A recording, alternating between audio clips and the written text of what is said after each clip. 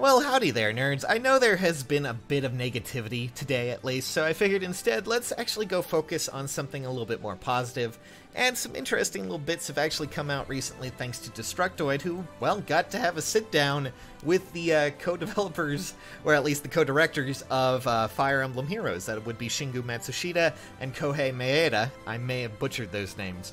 But thank you for sending me this again, guys. You sent this to me on Twitter, as well as in the comments, and were asking me about it, so yeah, thanks for sending this. You can check out the article in the description if you want to do some reading yourself. I'm going to go over this and summarize basically what is going on, as well as talk about some of the interesting little tidbits that are listed in here. But I will warn you, as this is, you know, a little bit more like marketing as well, there will be a bit of marketing jargon thrown in there when it comes to answers and questions, so, you know, keep your, just keep it a little bit grounded when it comes to this. But the first question is basically about Fire Emblem as a series, how it grew up, and blew up in the West after Awakening, and how exactly that's impacting, Heroes as well. And they mentioned that, yeah, Awakening did really well, and because of that, you're going to see a lot of that in, well, results for things like Choose Your Legends. There were a lot of votes for Fire Emblem Awakening and Fire Emblem Fates characters in North America, at least from North American users, which makes sense. It blew up from that point onward, so I can understand why people are really invested in getting some characters from Awakening as well as Fates. Just big thing there.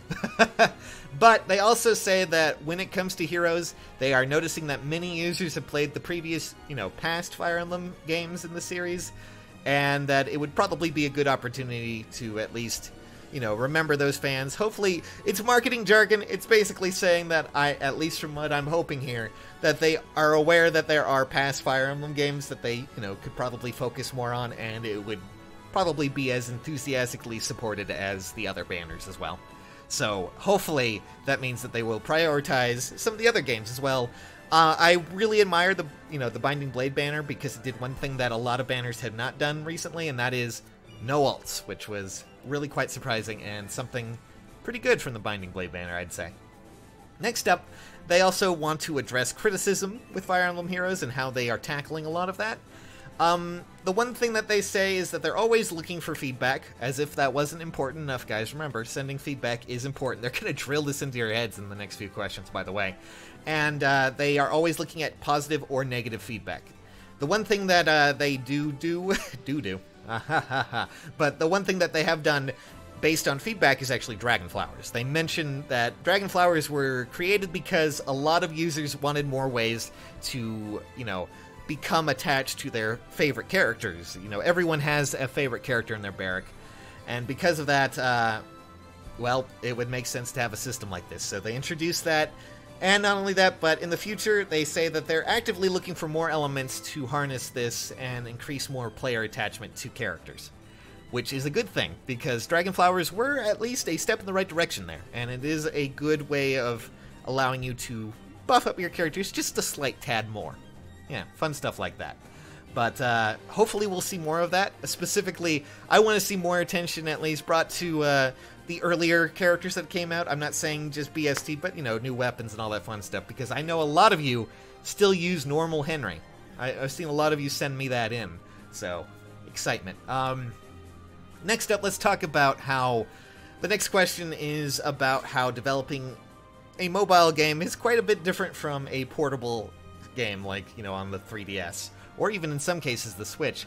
And Maeda actually says that yes, they had no experience with mobile games up until Fire Emblem Heroes. Yeah, no surprises there.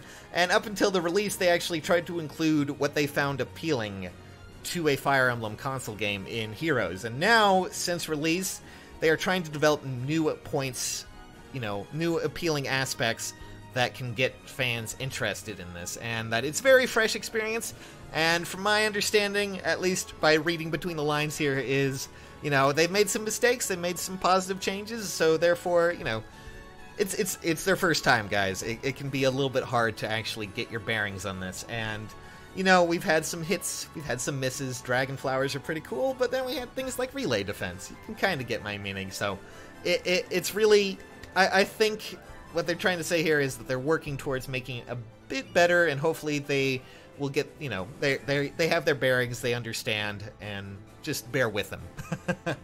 The next question is actually about what is next for Fire Emblem Heroes. You know, 2 years in operation is quite a lot, and they really need to see where that's going to go. But, of course, they start by thanking their fans, and they also move on to the fact that, well, they have ideas that are being confirmed for implementation, some that aren't confirmed, that are just dreams, but they also have to come into Heroes and question a lot of things. Like, for example, could you make new characters that have new appearances or new uses, you know, different from what is in the game right now?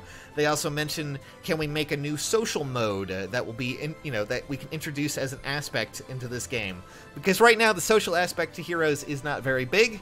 A lot of that, of course, you have to go to other places like Reddits or forums to actually, you know, communicate with other players. This time, right now, in-game, we only have modes, you know, where your friend's characters may show up, or maybe they'll show up in your castle. That's pretty much the only social aspect that we actually have there. It's quite limited, so seeing that is something a little bit hard. They are currently discussing different ideas that will give even long-term players a fresh new playing experience, whatever that means. I'm hoping that this will be something good for long-term players to at least do and experience a little bit more, because I know some people are probably getting tired of the grind that comes from, you know, Aether Raids or Arena, and we do need a little bit more of a different type of content there. So they do acknowledge that. They're looking at that, and they're trying. And they're trying new elements completely. They're working around the clock. Trial and error is definitely what it is, but it's looking for fun ways to play, and I'm hoping that they get some, you know, they actually get going with that and do it really well. The next question is something that I think a lot of people will probably ask is, how do you prioritize characters which make it in and which don't? And, well, they don't really say much about this, unfortunately. They are aware that fans are excited for specific characters and are, you know, excited for certain games as well, but they're always looking for new ways to make users happy, and they're aware that some users may not be very happy with, you know, certain banners, so they're always looking for feedback. What a surprise. And that they are looking at the yearly popularity vote contest, you know, choose your legends. That was just a string of words that I threw up there, but, and they're also looking at player questionnaires as well, so send those feedbacks in case you haven't.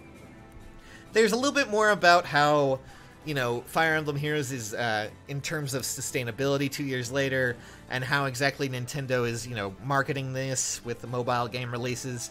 And they say that, well, Heroes is doing just fine, at least. The scale of development for Heroes now has expanded compared to its initial release, and it's going to be connected to our strong results, is what they say. That this is connected to the strong results, and hopefully they've expanded even more.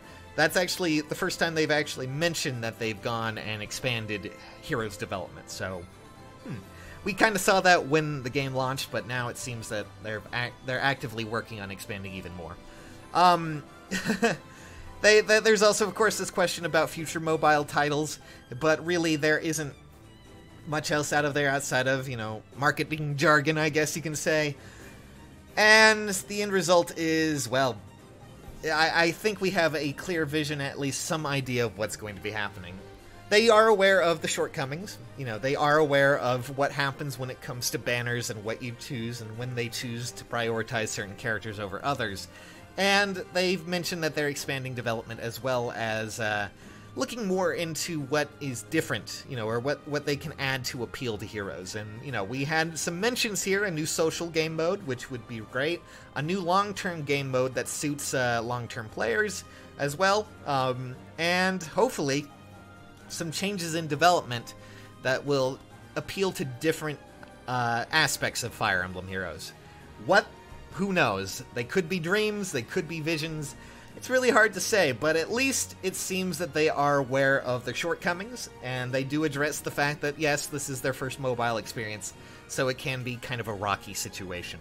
That is at least the main takeaway from this whole article, guys. But I like reading between the lines and seeing different things. It seems like they are aware that Choose Your Legends, you know, what characters are going on with these, and alternate, you know, characters, alternate appearances, so maybe they're aware of at least branching, you know, out of that especially with that last banner that we got there. But all in all, I'd say the banner and a lot of this interview just seems to be, you know, just a fresh experience is what they said, and hopefully we'll see more in the future with Fire Emblem Heroes based on both this article and the article we had just a little bit ago about that, you know, changes with Nintendo. We'll see if that actually happens. They didn't specifically address Heroes in that.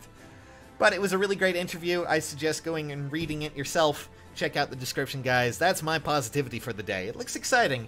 I hope April is as fun as it sounds. And yes, we do need more talking. We need more social aspects because I am very bad at being social, guys.